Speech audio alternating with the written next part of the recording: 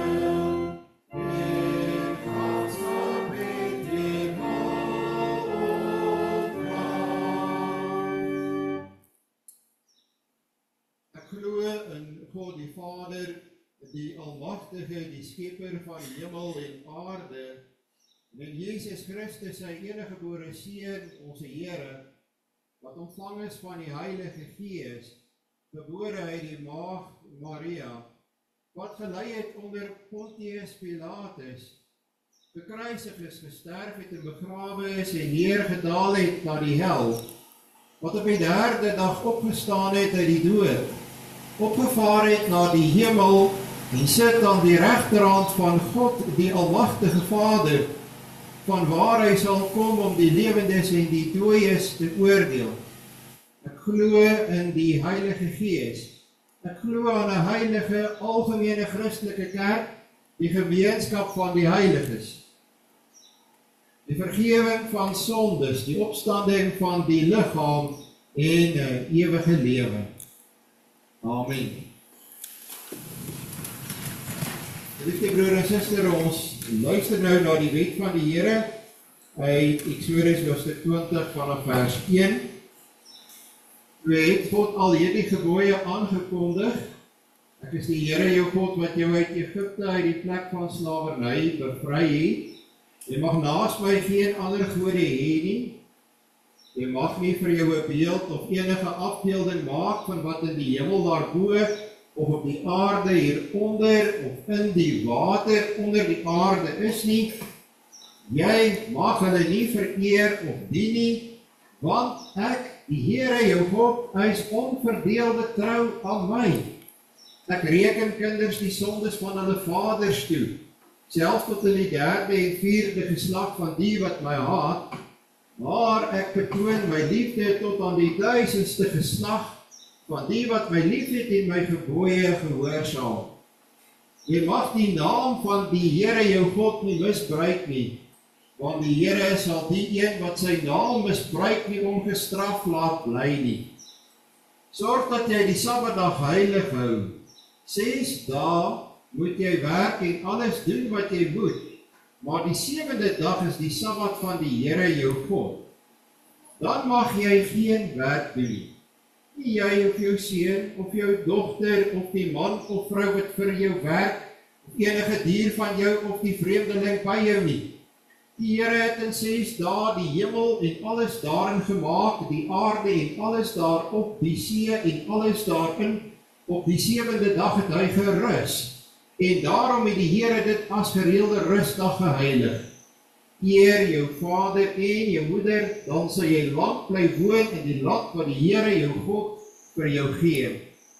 Jy mag nie moord pleeg nie, jy mag nie egbreek pleeg nie, jy mag nie steel nie, jy mag nie vals getuienis teen 'n ander gee nie, jy mag nie iemand anders se huis begeer nie, jy mag nie sy vrou begeer nie, ook nie 'n slaaf of 'n slaafin, 'n bees of 'n donkie of enigiets anders wat aan hom behoort nie.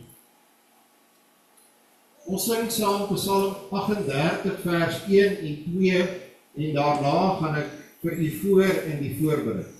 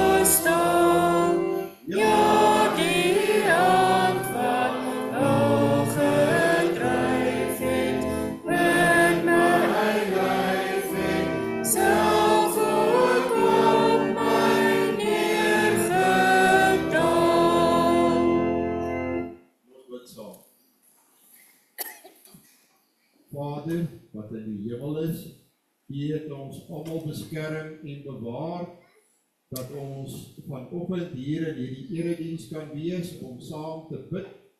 Ons is dankbaar dat U ons deur hierdie week gedra het. Party van ons was hierdie week baie uitdagend geweest. Dit was 'n moeilike week, dit was 'n week met teleurstellings. En ons moes in U krag weer opstaan en 'n nuwe begin maak en vorentoe gaan. En U is getrou, U help ons, U ondersteun ons, U dra ons.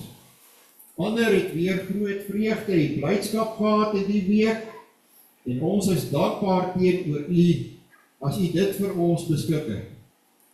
Ons bid dan dat U in ons lewe altyd teenwoordig sal wees en dat U aan ons die sekerheid sal gee dat die lewe saam met U is altyd die moeite werd. Maak ons 'n gemeente wat na mekaar kyk en regtig baie vir mekaar omgee. 'n Gemeente wat mekaar optel as ons sien iemand het geval. 'n Gemeente wat stil staan wanneer ons sien iemand is hartseer of iemand moet bemoedig word. Heer, dat ons nie net voortspoed en met die lewe aangaan omdat dit in ons eie lewe goed gaan. Maar laat ons werklik moeite doen met mekaar en stil staan by mekaar. Dat ons mekaar met liefde omhels hier by die kerk, wanneer ons hier is vir 'n erediens. Ook mense wat ons besoek, laat ons hulle intrek en laat voel hulle is deel van ons. Laat ons liefde gee, vrylik, soos wat ons dit van U af ontvang het. Laat ons in mekaar se vreugde deel, maar veral ook in mekaar se hartseer en swaar kry. U het ons immers in hierdie wêreld vir mekaar gegee. Maar Here, en ons wil daarin ook getrou wees. Ons wil 'n gemeente wees waaroor U bly is. Ons luister saam na U woord. Help ons om U woord te hoor, laat ons bietjie dink. Dat ons weer gaan besin oor ons eie lewe. So bid ons dan ons gebed in die naam van U Seun, ons Here Jesus Christus. Amen. Liefde broer en suster, ek lees vir ons uit die 2020 vertaling 1 Korintiërs hoofstuk 9 vanaf vers 24.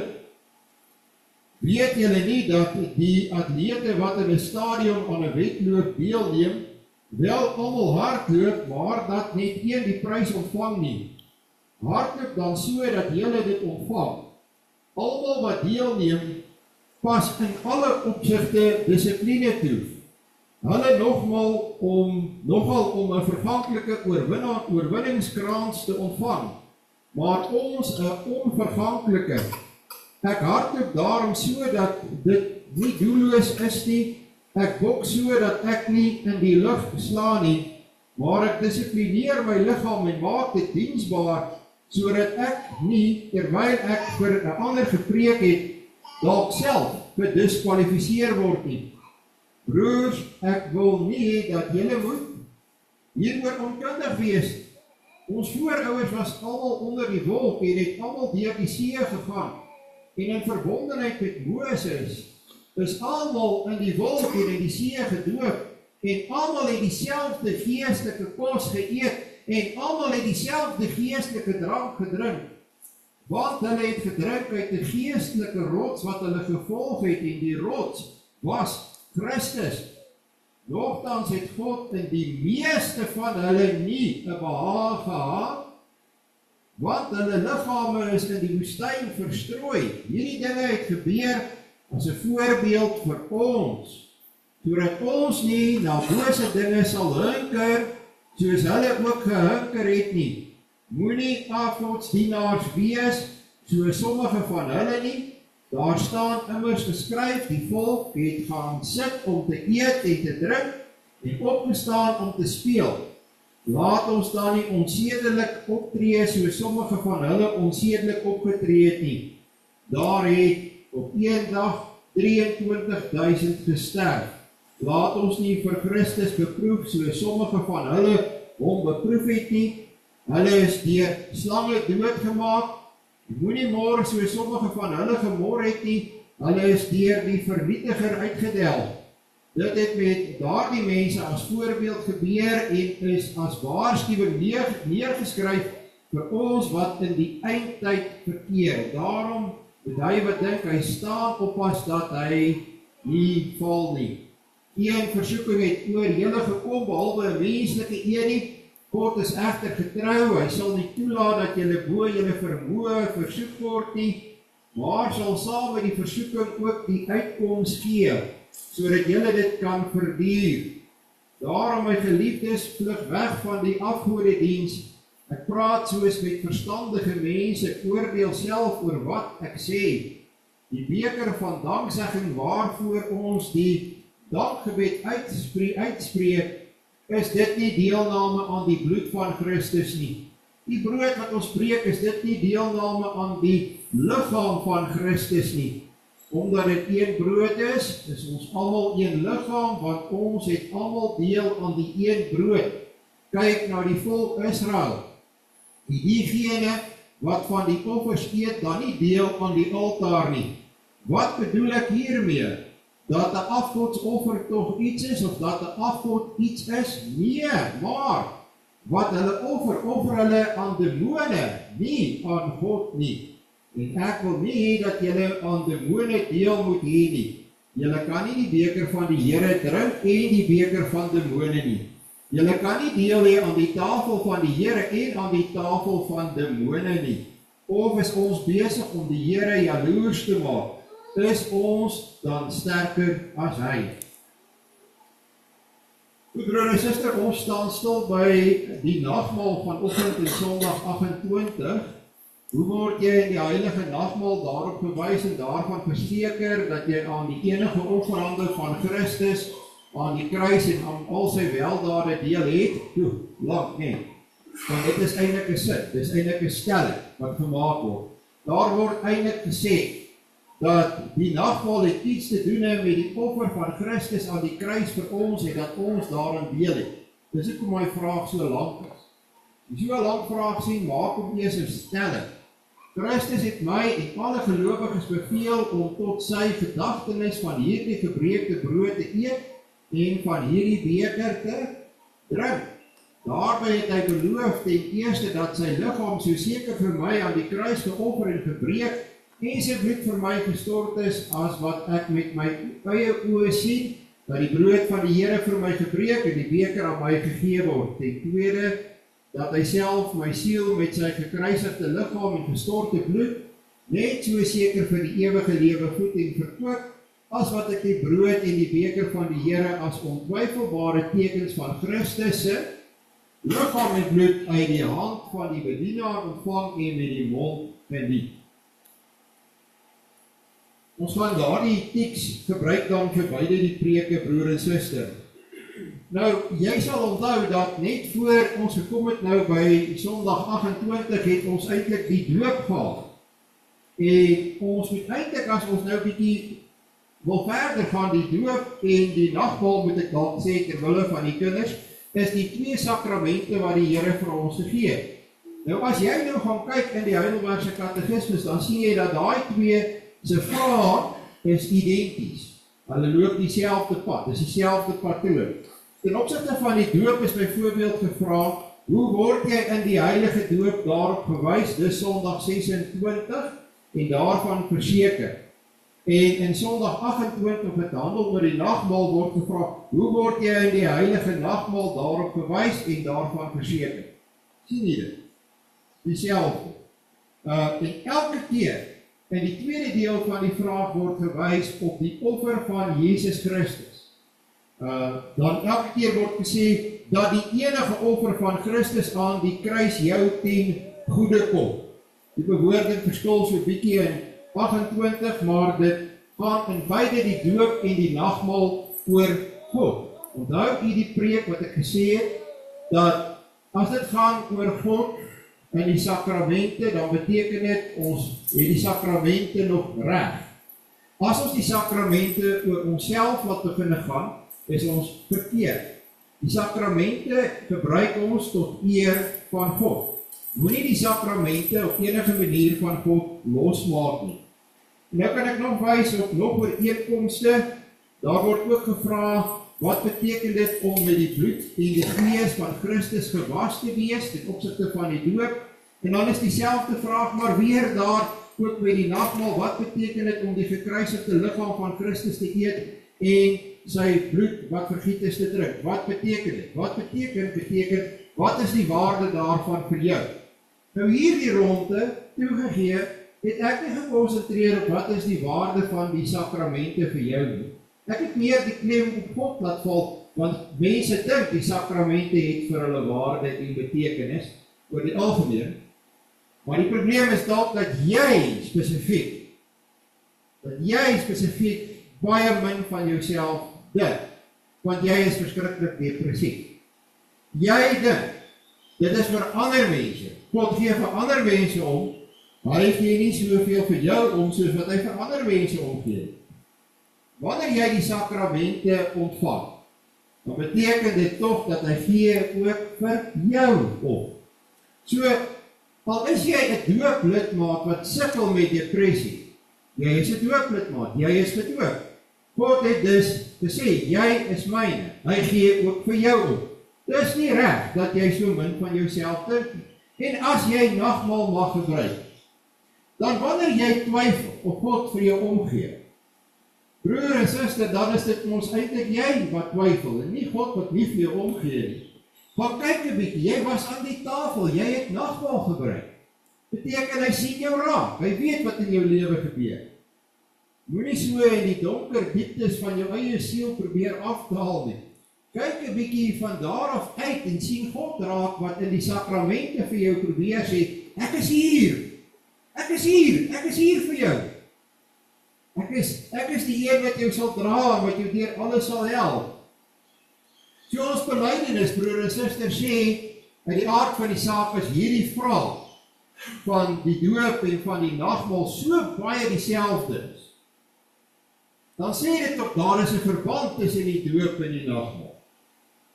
Al is die afstand tussen daardie twee gebeurtenisse in jou lewe, die dag toe jy gedoop is en die dag toe jy die eerste keer nagmaal gebruik het, 18 of 19 jaar uit mekaar uit, is die nagmaal eintlik in die verlenging van die doop. God het reeds met jou begin die dag toe jy gedoop is. Dis die betekenis daarvan. Hy rol sy werk af, die dag wanneer jy belydenis van geloof gedoen het, en jy begin om nagmaal te gebruik. Dis dieselfde God wat 'n pad met jou loop in jou lewe. Het jy dit al so gesien? Besef jy dit? Dat hy is al met jou besig eintlik van jou doop af. 'n Mens kan, as jy die Bybel lees, sê selfs verder, van voor jou doop. Dis hoeveel God vir jou omgee. Dis hoe groot sy hart vir jou is. Met jou doop is jy opgeneem in die huisgesin van God. Met die gebruik van nagmaal, sorg God dat jy die kos kry wat jy nodig het. Net soos wat ek altyd gesorg het as pa, dat my kinders kos het om te eet, so sorg ons hemelse Vader vir ons geestelike kos in die nagmaal. En dit het al begin, toe ons gedoop is. Het jy gedink dat jy vir God so verskriklik baie werd is? Besef jy hoeveel jy vir hom werd is? Meen as jy nie deel van hierdie gemeente nie. Sê dit nie vir jou, jy is vir hom baie werd nie. Jy beteken vir hom baie nie. Kyk die pad wat hy met jou al geloop het. Daar is 'n verskil. Ja, daar is 'n verskil tussen die doop en die nagmaal. En nou gaan dit oor passiewe en aktiewe forme van werkwoorde. Ag, dit is nie so moeilik nie. Passiewe vorm sê eintlik dit is iets wat aan my gedoen word. Aktief is wanneer ek dit doen. Is dit nie, dis mos nou eenvoudig nie. So as jy gaan kyk na die Heidelbergse Katekismes oor die doop, dan kom jy agter die werkwoorde is in die passiewe vorm. God doen dit vir my. Maar as dit kom by die nagmaal, dan raak dit baie meer aktief, want ek moet ook uiteindelik doen. Ek moet ook reageer, ek moet aanneem wat God vir my gee. So onthou dit maar net, daar is ook hierdie verskil. Ek moet bewustelik opstaan en na die tafel toe kom byvoorbeeld, en ek moet die brood neem, en ek moet die beker neem, en ek moet dit drink. En dit het waar begin, dit het alles begin met my doop. Toe my pa, my ma my daar vasgehou het, en ek gedoop is. Toe het God al met my begin. Dit is vir my wonderlik om hierdie goed te besef. Ek dink ons almal het tye in ons lewe, wat ons 'n slag gehad slaan. Nou die dag ry ek, eintlik sommer vanoggend ry ons en ons ry 'n slag wat terug. Dit is 'n geweldige slag. As jy behoorlik, ek praat nie van met 'n groot voertuig, met 'n kleinerige voertuig. Slag sommer so dwars deur die voertuig. En ons slaan so 'n slag op partykeer in ons daaglikse lewe. Dat dit vir ons voel, alles is los, alles gaan uit mekaar uitval. Maar met die Here se genade bly ons tog beweeg. Bly ons tog aangaan. Jy het al baie gehoor dat ek praat van die verbond.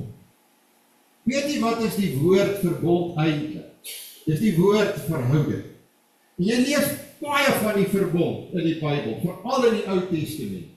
En God sê, ek sluit 'n verbond met jou en met jou kinders en met jou kleinkinders en met jou nageslag. Ek is God wat in jou lewe betrokke sal wees, want sê vir my, gaan dit jou nie baie diep en ingrypend raak? As jy 'n verhouding met God het, maar jy sien jou kinders het dit nie. En uiteindelik sien jy jou kleinkinders word groot as mense wat nie 'n verhouding met hom het nie. En so jou agterkleinkinders. Dit gaan ons jou hart totaal en al breek. Die wonderlike is dat God is so getrou, dat hy sê, ek sluit my verbond met jou, en daarom doop ons ook die kindertjies. Want hy sluit die verbond met ons in ons familielyne ook.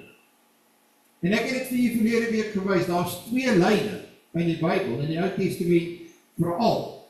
Byvoorbeeld, Abraham is besny as 'n volwassene, en Isak is nie besny as 'n volwassene. Isak is besny as 'n kind. En daarna is die kinders ook besny. Daar is hierdie 2 lyne, en ons durf God nie beperk op hoe hy werk nie. Aan die een kant, ja, partykeer kom mense as volwassenes en word hulle deel van die verbond, en dan doop ons hulle as volwassenes. Maar as daardie kindjie gebore word in hierdie lyn van God loop 'n pad, daar sit iemand met 'n babietjie daar agter. En daar's babietjies daar agter in die moederskamer. Gelowige ouers wat hulle kinders kerk toe bring. Ja, want daai kinders gaan ook struikel en val. Daai kinders gaan ook foute maak. Maar God sê ek sal hulle vashou. Ek sal vir hulle sorg. Selfs wanneer jy nie meer daar is nie, selfs wanneer jou planne opgeraak het, wanneer jy nie meer daar is om vir hulle te kyk en te sorg nie, ek sal dit doen. Maak hulle glo dat hulle my ken. Die Here is getrou. Broer en suster, en deel van daardie daaglikse versorging wat God vir ons beskik is sy woord, en dan elke nou en dan het ons die voorreg ook van nagmaal. Ons is deel van die huisgesin van God. Maar belangriker vir my kinders, wat die voorreg het, hulle is almal hier vanoggend. Belangriker vir my is om te weet wanneer ek lankal dood is. En hulle het dalk al kinders, en dalk is daar agterkleinkinders, ek weet nie. Dan weet ek, die Here sal vir hulle sorg. Die Here sal na hulle kyk. Die Here sal doen wanneer ek my arms te kort is, wanneer ek te swak is. Ek glo in hom en ek weet hy is getrou. Dit is baie belangrik dat ek weet ook ek moet reageer op daardie verhouding met God. God het sy arms om my gesit. En hy het dit gesit om my gesit. En hy hou ons vas.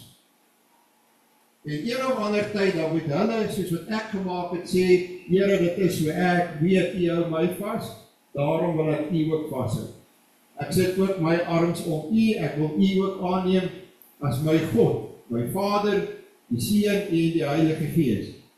En ja, daarom gebruik ek ook nagmaal, ek weet, ek leer dit ook vir hulle, moedig hulle aan om kerk toe te kom, en stel ek vir hulle 'n voorbeeld. Maar daardie verhouding is nie van my kant af. Dit is 'n monopleuriese verbond, dit beteken dit kom van God se kant af. God doen dit. Dit het geweet, maar kyk maar in die Bybel asseblief. Dit is nie 'n diep pleuriese verhouding. Dit is baie basiese teologie hierdie hoor. Baie basies. Dit is altyd 'n monopleuriese verhouding. Aan die ander woorde, God is die handelende. Hy is in die aktiewe. Ons is in die passiewe, ons is die ontvangers. Nou, en ek het verlede week na die tekste oor glo en laat jou doop, ek het daarna verwys, jy sien presies dieselfde ook weer daar. Dus, ek is diep dankbaar teenoor God. Diep dankbaar dat hy my gedra het deur die donkerste tye en dele van my lewe, en ek weet, hy doen presies dieselfde vir jou. Ek kom maar net te doen huisbesoek vir jou, en ek herinner jou daar. En as ek sien, jy staan die slaggat, dan probeer ek jou help, probeer jou daar deur kry. Maar God is ons Vader in ons Here Jesus Christus, hy is ons verlosser in ons Here Jesus Christus, en hy is ons heiligmaker in die Heilige Gees. En hy doen dit nie net vir my nie, hy doen dit werklik ook vir my kinders. En hy sal dit doen vir my kleinkinders, en ons het ook 'n verantwoordelikheid teenoor hom in die verband. Nagmaal, broer en suster, is die hoogtepunt van daardie gemeenskap tussen God en die gelowiges. Nagmaal sê, ons het daardie verhouding met hom, en ons wil daardie verhouding met hom leef. Jy kan nie nagmaal hê sonder 'n gasheer by die tafel, iemand wat die nagmaal bedien nie. En dit is eintlik nie ek nie, dit is eintlik nie die dominee nie, dit is ons Here Jesus Christus. En as 'n mens kyk, hoe dit dan werk en wat hy alles vir ons gee aan die tafel, dan besef ons dat ons moet baie dankbaar wees vir die groot gulhartigheid wat hy daar openbaar. Die wyse waarop hy vir ons soveel gee, hoe dat hy ons sonde uitwis. Jy kan soms so teleurgesteld wees, soos wat ek ook maar onlangs weer in myself was, dat ek in ou sonde maklik verval. En dat daardie sonde so maklik in my lewe 'n vasdraplek kry. Dat ek so vinnig kan wees en so vinnig kan praat en so maklik verkeerd kan wees. En dan moet ek tot God bid, vir hom vra, vir ontferming en vir versoening. En hy skenk dit. En hy verseker my daarvan dat hy dit ook vir my doen. So is ook vir jou. Dis broer en suster, hierdie is die wonderlike pad wat ons met die Here loop. So wanneer ek wil nagmaal vier, Elke keer wil ek net voor die tyd bepaal, is ek nog in daardie verhouding met die Here? Wat ek op hierdie manier met hom leef, en werklik 'n hegte verhouding. As ek nie in daardie verhouding met hom is, dan het ek die verantwoordelikheid om dit reg te stel, die pad van berou en bekering te loop. Wat u vir my sê, daar is nie ook tye wat u nie bid soos wat u moet bid nie, die Bybel lees soos wat u moet lees nie, Bybelstudie doen soos wat u dit moet doen nie. Het jy nie ook maar tye wat jy koud raak en lou raak en afdwaal nie? As jy nog selfdig kan toepas, is dit nie nodig vir kerklike tug. Maar wanneer jou lewe begin verkeerd loop, dan is dit nodig vir kerklike tug. Maar nou moet jy baie mooi luister. Die kerklike tug is om jou in liefde terug te bring op die regte pad. Dis nie om jou te straf nie.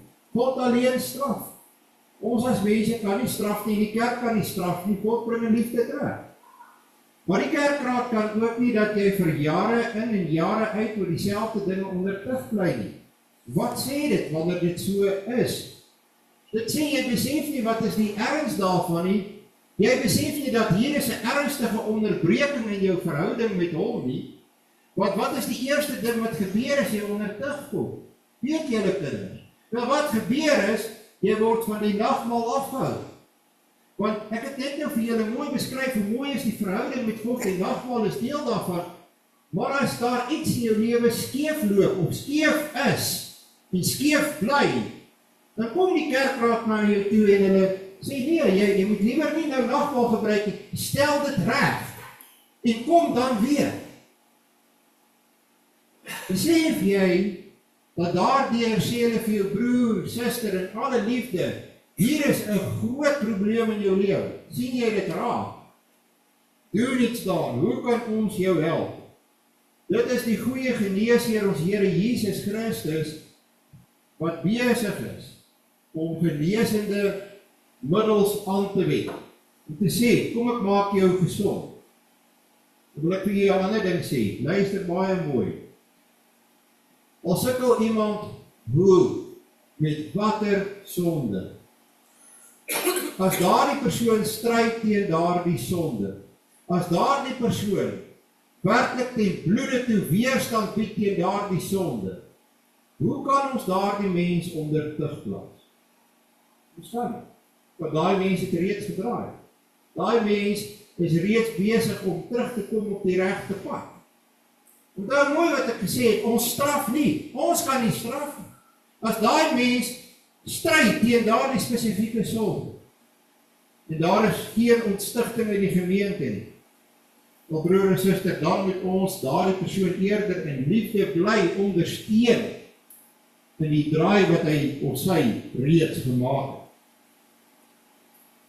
Dit dat enige mens nie net kan nagmaal gebruik nie, maar dat die kerkraad ook die verantwoordelikheid van tug het. Jy kan dit gaan lees in 1 Korintiërs hoofstuk 11 waar Paulus dit vir ons skryf.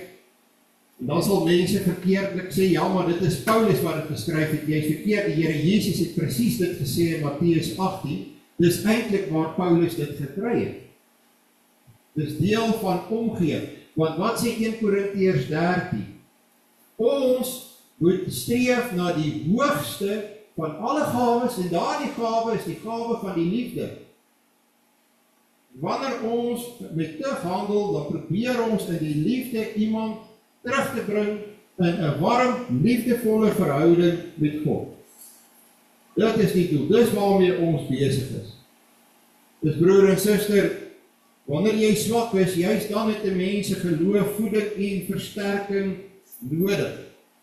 Maar jy moet ook voortdurend na jouself kyk en vir jouself vra, loop ek nog die pad soos wat God vir my gesê het in sy woord?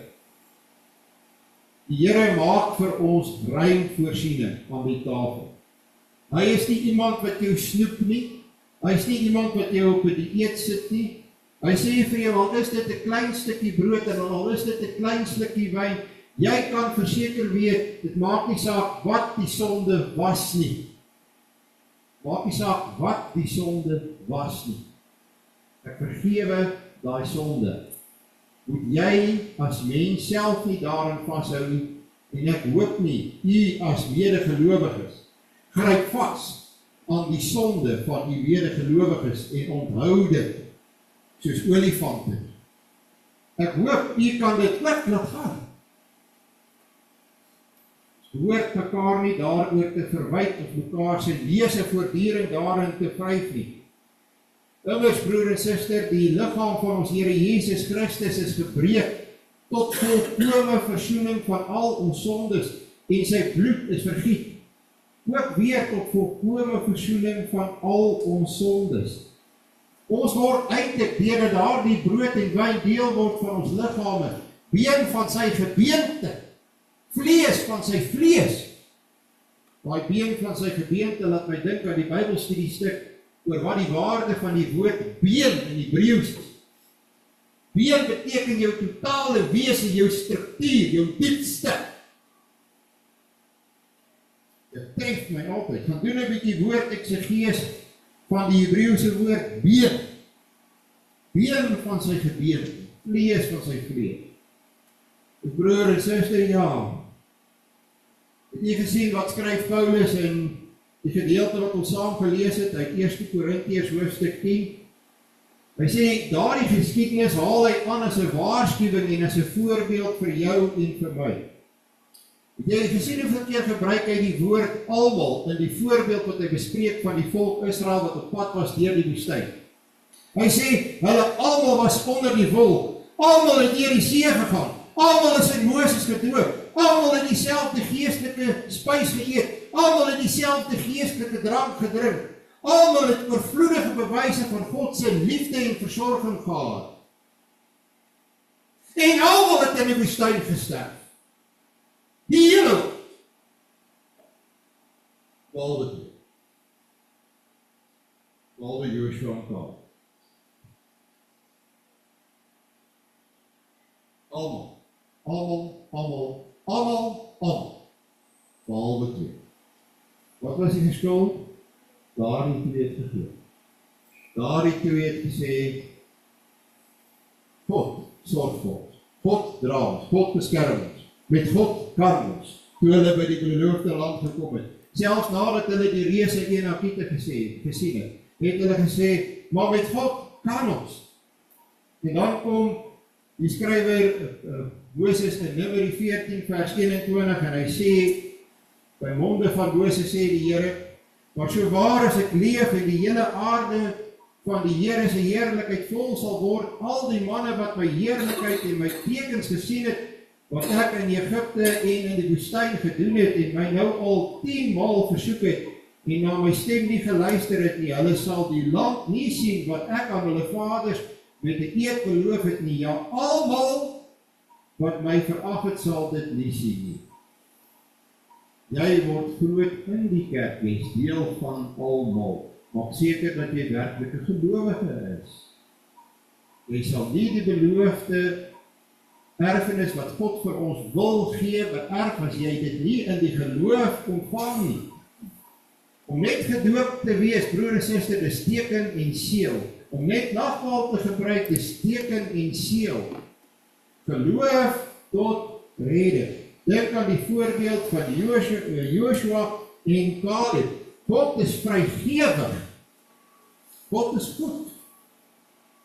Jy moet nie sy goedheid beproef met 'n hart wat verhard is nie, wat nie wil glo nie. Moet nooit gewoond raak aan dit wat God gee nie. Moenie dink dit is vir ander mense nie. Dit is veral vir jou en vir my wat so swak kan wees, wat so klein is voor God, wat so kan sukkel, wat so teleurgesteld kan wees met onsself. En ek praat vir myself. En ek weet, jy kan identifiseer daarmee. Broer en suster, ek staan net in God se genade. Ek leef net van God se genade. Ek roem nie in myself, want ek het nie iets om op te roem, behalwe in Christus my Here en my Verlosser nie. En dan is dit 'n voorreg om in die verhouding met God te leef. Dit is 'n voorreg om aan die tafel van die Here te kom en nagmaal te kan gebruik. Moedeloos, depressief, jou antwoord is die verhouding met God. Draag jy na hom toe. Hy het die antwoorde. Hy sal jou nie net opbeer nie, hy sal jou troos, hy sal jou bemoedig, hy sal jou lewe weer op 'n vaste grondslag kry. Amen. Ons sing saam. Skriflyn 5:1 vers 4 tot 6.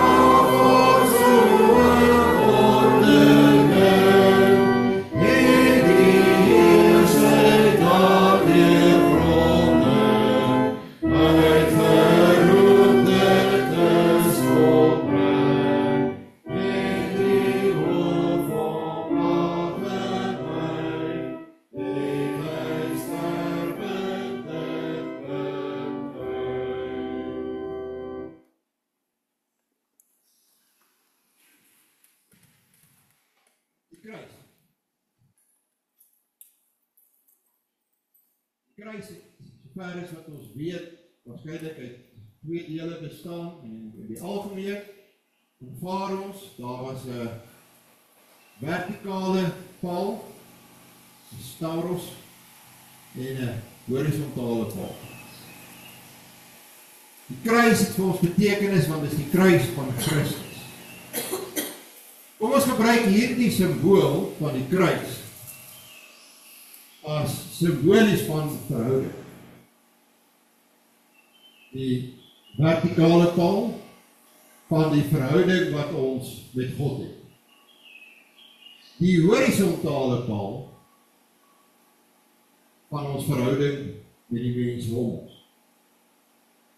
Dit het net betekenis en waarde in Christus. Dat Christus my Here en my Verlosser is. Daarom kan ek 'n verhouding met my Vader hê, met die Heilige Gees, en kan ek 'n verhouding hê met die mense wat saam met my aan die nagmaaltafel sit. In Christus is alles moontlik. Dit is die eenvoudige verdere betekenis van dit wat ons belydenis wil vir ons sê. Nagmaal bewerk 'n geheimenisvolle eenheid tussen God en die mens, eintlik met die mens sê van bo na onder, as ook tussen mense onderling. Nou Paulus gee in 1 Korintiërs 10 vers 6 tot 10 verskeie voorbeelde van die ongehoorsaamheid van Israel in die woestyn. En ons almal weet dit was historiese gebeure. Hy gee dit as 'n voorbeeld om vir ons te sê, moenie dieselfde fout maak as hierdie mense nie. En waar het vir hulle verkeerd gegaan? Wel, in die eerste plek in daardie verhouding. Dis waar dit verkeerd gegaan. Die oomblik as jy nie meer hierdie verhouding van God met jou het nie, as dit nie vir jou meer belangrik is nie, dan loop hierdie verhouding verkeerd. En daarom het hulle verval byvoorbeeld in gruwelike afgoderry, hulle het verval in prostitusie, hulle het verval om hulle te vergryp op mekaar se liggame en die van die heidene. En uiteindelik kan jy nou dink dat God moet dit nou maar so aanvaar. Hy gaan dit nie aanvaar nie, ek kan jou daarmee help. As jy daardie verhouding met hom breek en aanhou breek, hy aanvaar dit nie, hy gaan jou tot stilstand bring. En in sy genade, as sy genade vir jou groot is, bring hy jou terug weer in daardie verhouding met hom. Maar as jy in daardie verwerping van God volhard, dan gaan jy jouself ten bloede toe stikkend loop in hierdie wêreld. En daarom waarsku hy hierdie gemeente van Korinthe, want by hulle het 'n interessante ding gebeur. Onthou nou, hulle was voorheen heidene, en nou het hulle nog heidense vriende gehad, en in daai tyd as jy besigheid gedoen het, dan het jou vriende jou genooi om by die restaurant te gaan eet. Weet jy wat was die restaurant? Die restaurant was die afgodstempel. Daar het hulle dan aan 'n afgod 'n offer gebring, en van daardie vleis het hulle na die tyd saam lekker geëet, en besigheid gedoen, of net lekker saam gekuier. Dit het natuurlik baie keer te ver gegaan, was baie drank wat gevloei het, en uiteindelik was daar ook altyd tempelprostituie beskikbaar, en dan het dinge maar hand uitgeruk. En die redenasie van hierdie Christene was baie eenvoudig. Hulle het gesê, ag, ons kan eintlik maar hiermee aangaan, want ons weet mos dat daardie afgod is eintlik 'n beeld van klip of van hout, so daai afgod is niks nie, daar is net een ware God, so dit maak eintlik nie saak as ek gaan en daar gaan kuier. Ek kan maar daar gaan kuier. Maar dan sê Paulus vir hulle, julle vergeet van julle medegelowiges, en van julle medegelowiges dink nie soos julle nie, hulle is dalk nie so sterk soos julle nie, so gaan jy by elkeen omgaan wat jy dink jou gesien het en verduidelik dat hoe jy dit sien. So hy sê, liewerste terwille van jou medegelowiges, nee, moenie, maar hy sê, daar is ook nog 'n ander aspek van hierdie ding. Hy sê, dink so daaraan, dat net soos wat die beker by die nagmaal vir jou 'n band is met Christus, dis die beker van danksegging wat ons met danksegging seën, is die gemeenskap met die bloed van Christus. En die brood wat ons breek is weer die gemeenskap met die liggaam van Christus. Hy sê, wanneer jy na daardie tempel toe gaan, en jy tel daar die beker op met die lekker wyn, van wat in die afgod gewy is, met wie het jy gemeenskap?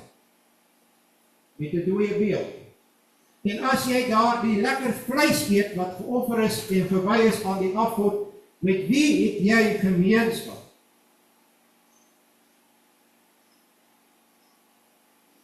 Hier het vir mense sê, ek vind dat ons moderne mense glo mos nie meer in die Bybel. Maar jy sit in die kerk, so jy glo in God. Maar as jy glo in God, moet jy glo in die duiwel. Die duiwel is 'n realiteit, dis wat ek eintlik probeer sê. Hy bestaan, hy's reg. Dit is nie 'n bangmaak storie. En ek vind dat wanneer 'n mens praat veral met die jonger mense, dan het die duiwel baie vir hulle vervaag tot iemand wat hulle nog van weet, maar hy's nie vir hulle 'n groot bedreiging. Hoekom dink jy die Here Jesus gesê jy moet bid, bewaar ons van die bose elke dag en elke gebed? Omdat die duiwel nie 'n gevaar is nie. Dit is juis omdat die duiwel 'n gevaar is.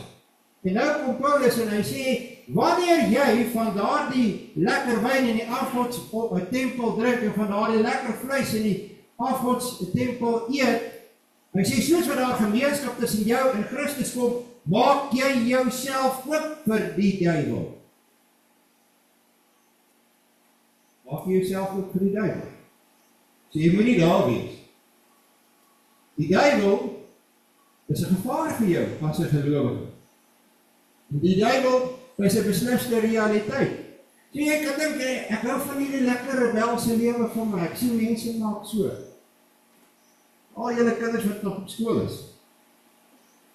Ek sien die ander kinders wat bietjie ouer is, hulle drink maar so bietjie skelm en hulle rook maar so bietjie en hulle wyp maar so bietjie en ons gaan hierdie ding of daardie ding gaan, kom ek wys vir julle wie sê, daar by die skool.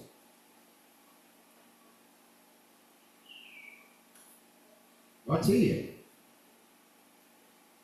Sê jy dink jy is James Dean op 'n Hollywood? Of Marlon Brando? Met jou so perfekte baadjies, jy nie geweet het is daai leerbaadjie wat help.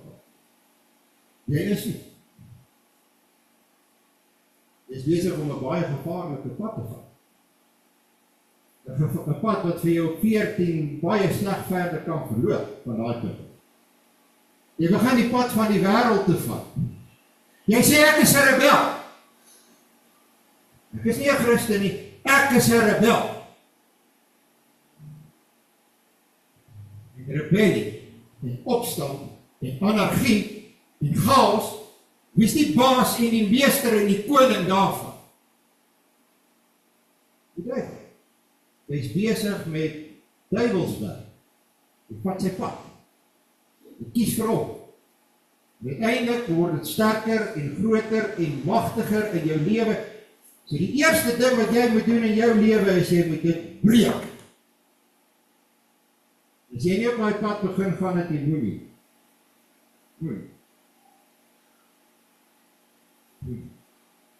Die duivel is 'n verskriklike groot gevaar vir hom.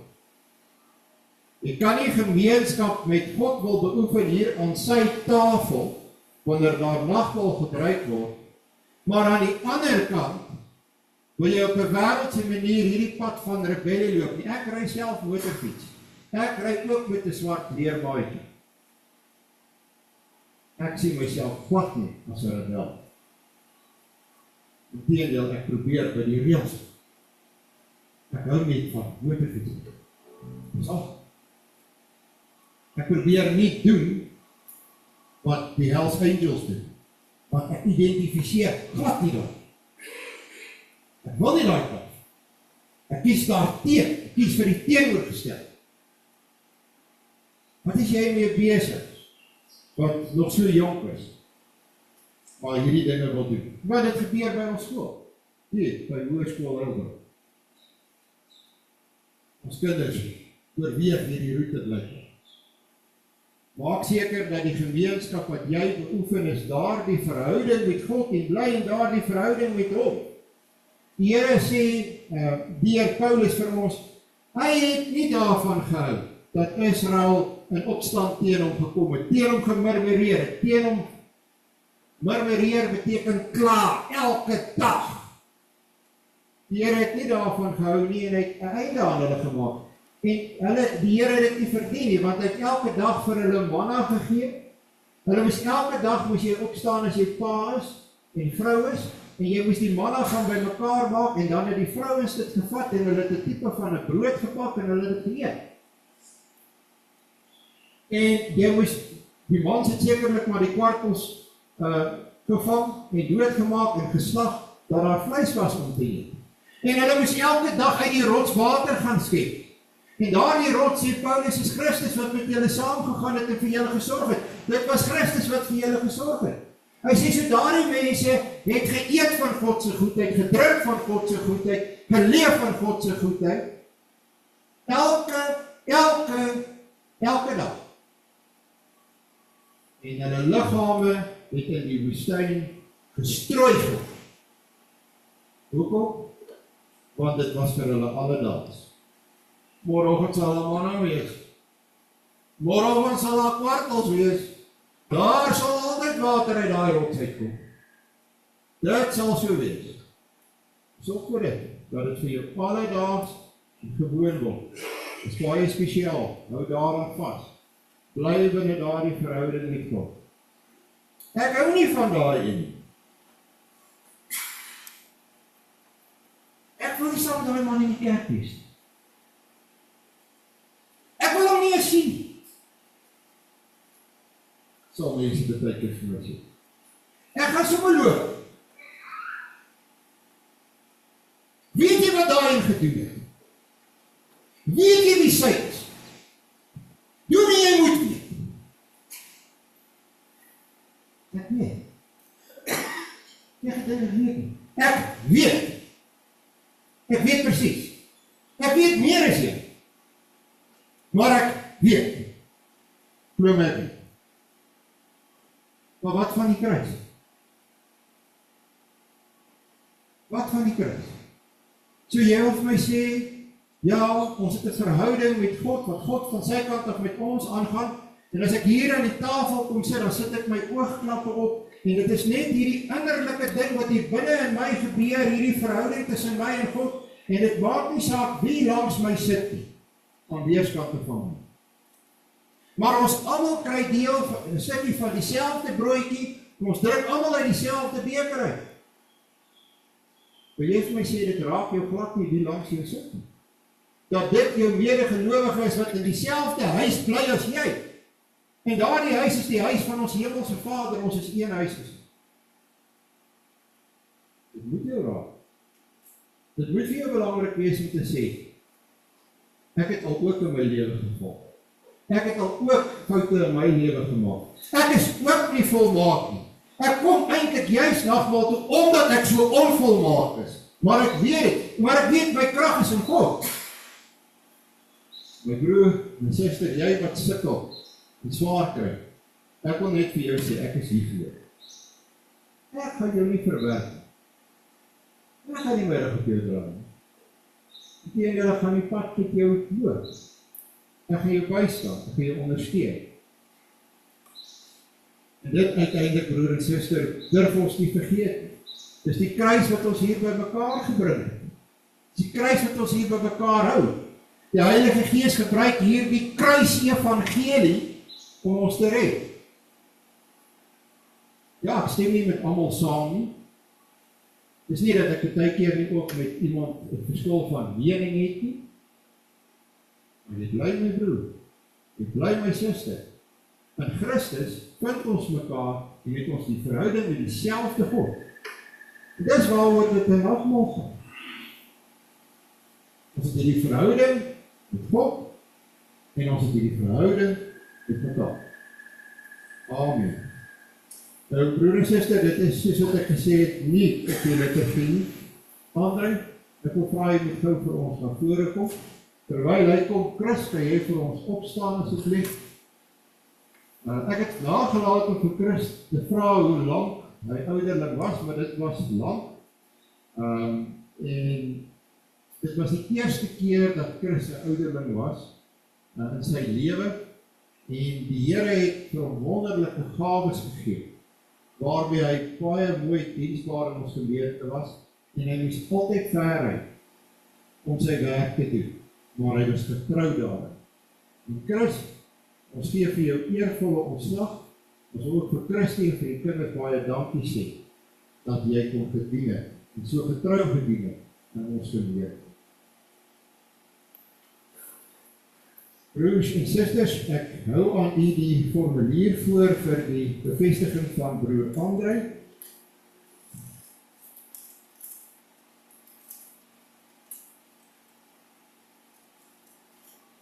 Maar 'n kort formulier. U weet hoe ons nou verskillende male die naam afgekondig het van ons medebroer wat as ouderling van hierdie gemeente gekies is, ten einde te verneem of iemand iets het waarom hy nie in sy ampt bevestig mag word nie, aangesien niemand enige wettige beswaar teen hom voorgelê het nie, sal ons hom nou in die naam van die Here in sy ampt bevestig. Vir die doel moet u broer wat bevestig word en ook die aanwesig is, eers uit die woord van God 'n kort uiteensetting van die instelling en die amptswerk van die ouderlinge aanhoor.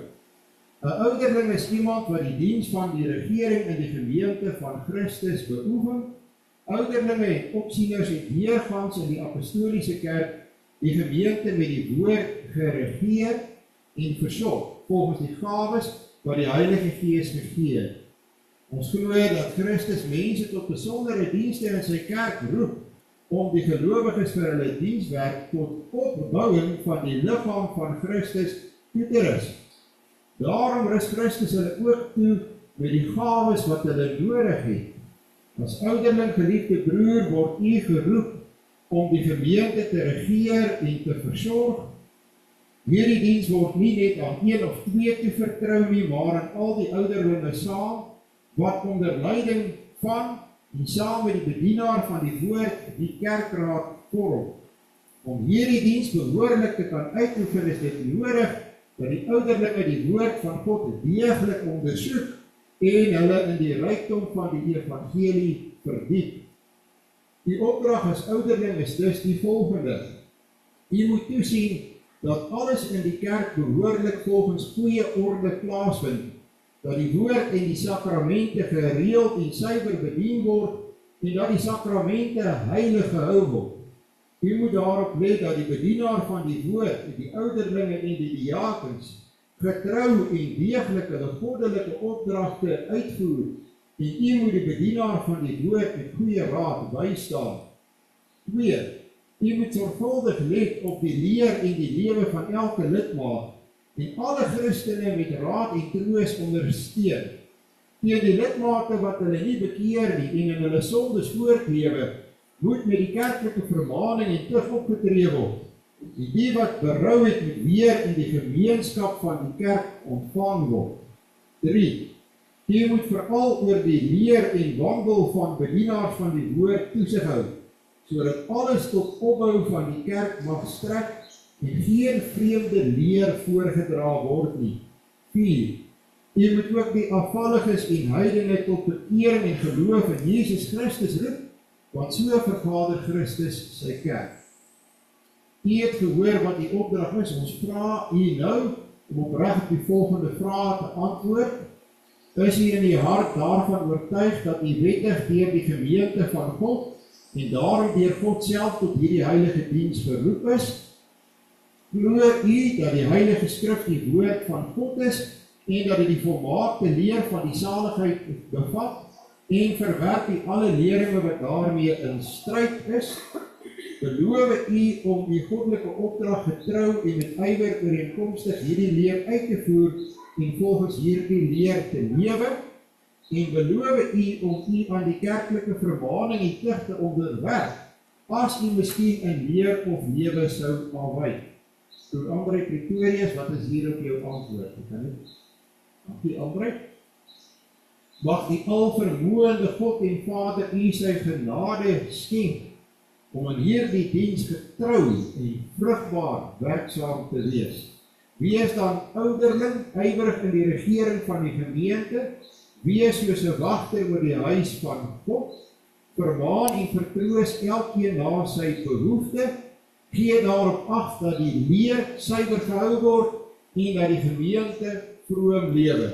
Wees getrou in die diens en wees 'n goeie voorganger vir die hele gemeente, so sal u vir uself 'n eervolle plek in die gemeente verwerf, en groot vrymoedigheid in die geloof in Christus, en na hierdie lewe in die vreugde van die Here ingaan.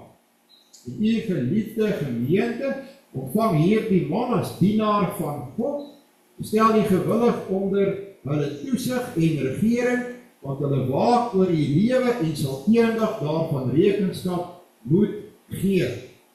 Dink aan die ouderlinge en u gebede. Maar omdat ons dit nie uit onsself kan doen nie, laat ons die almagtige God aanroep. Kom ons bid saam. Ons dank u dat u hierdie man deur u Gees gelei het om die roeping op te volg. Ons bid u gee aan hom steeds meer die gawes wat hy nodig het om sy diens te verrig. Skenk aan hom wysheid, skranderheid, onderskeidingsvermoë en liefde. Verleen hom die genade om getrou in die diens te volhard en nie deur teleurstelling, moeite, verdriet of vervolging van die wêreld te verslap nie. Seën Here die gemeente waaroor u hom en hulle aangestel het. Maak elkeen gewillig om aan die vermaning van die ouderlinge te onderwerp, omdat ons hulle eer ter wille van hulle roeping. Laat so u heilige naam geëer word en die ryk van u seën kom. Verhoor ons oor Vader deur u geliefde seun. Amen. Laat deur u seën opkom.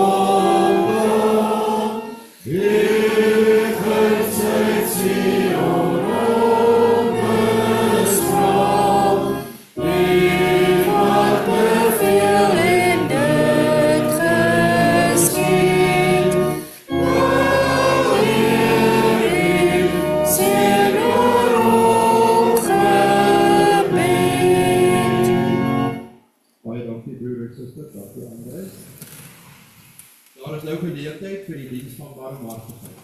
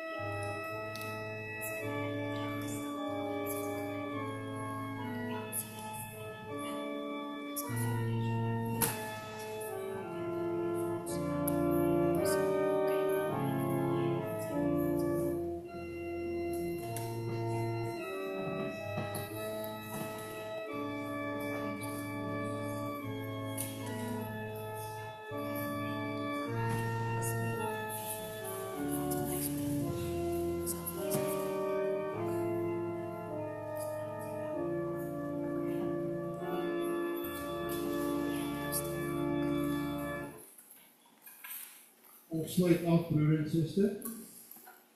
Psalm 115, vers 3, 6 en 7.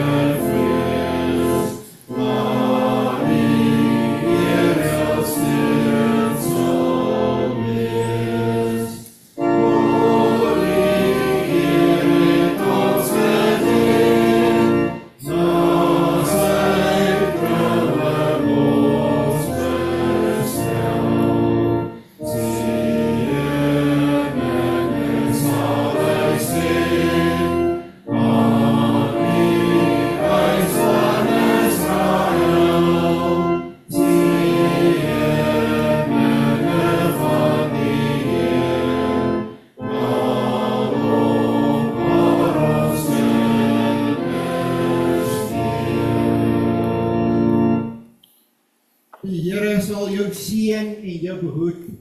Die Here sal sy aangesig oor jou laat skyn en jou genadig wees. Die Here sal sy aangesig oor jou verhef en aan jou vrede gee. Amen.